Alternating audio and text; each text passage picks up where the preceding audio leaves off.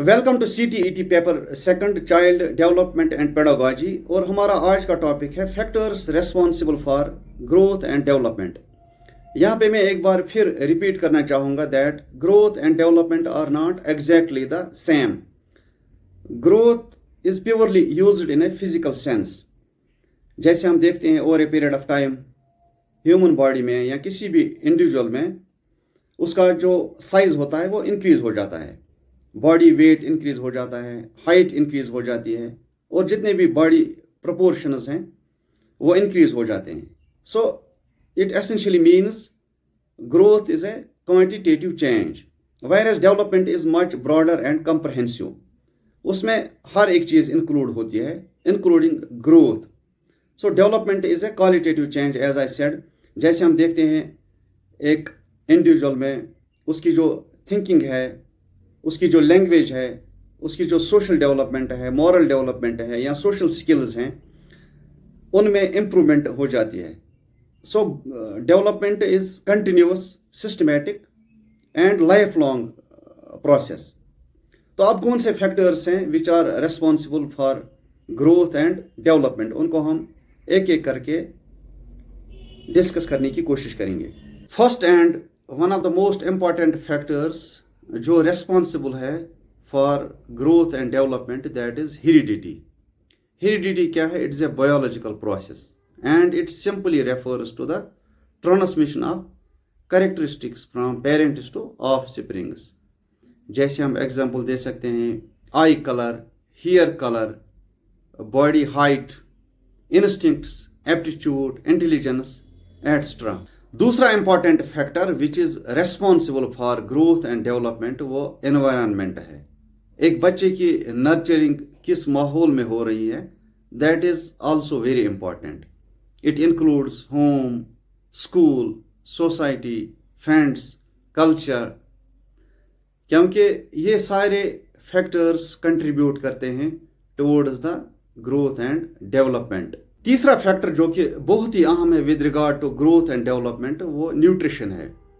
Healthy body, strong immunity और brain development अच्छे खुराक पे ही डिपेंड करती है, यानी एक बैलेंस्ड डाइट मिलना चाहिए बच्चे को। और अगर बैलेंस्ड डाइट नहीं मिल रहा है तो it will eventually lead to malnutrition, जिससे उसका ग्रोथ भी हैम्पर हो सकता है और उसमें डिफरेंट किस्म की लर्निंग डिसेबिलिटीज भी डेवलप हो सकती हैं।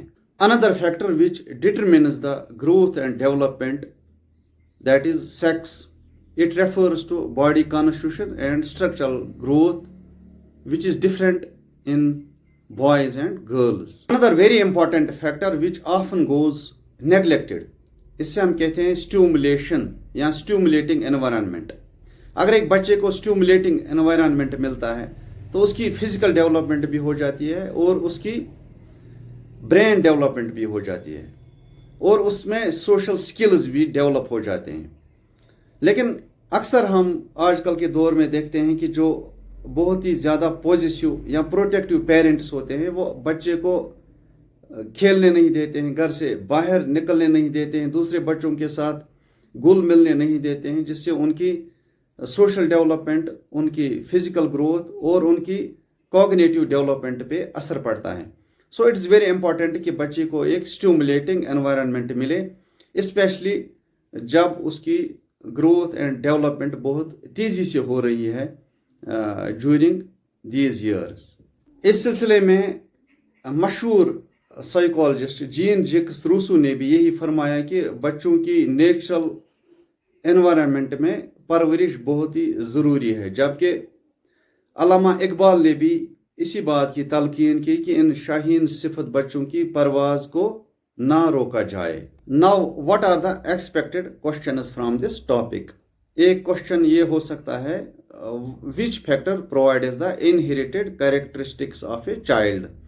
तो इसमें ऑप्शंस हो सकते हैं एनवायरनमेंट, सेक्स, हेरिडिटी, सोसाइटी। तो इसमें हमें हेरिडिटी का ऑप्शन सिलेक्ट करना है। Now guess the answer of the second question. सवाल ऐसे हो सकता है which factor determines the child's readiness to learning.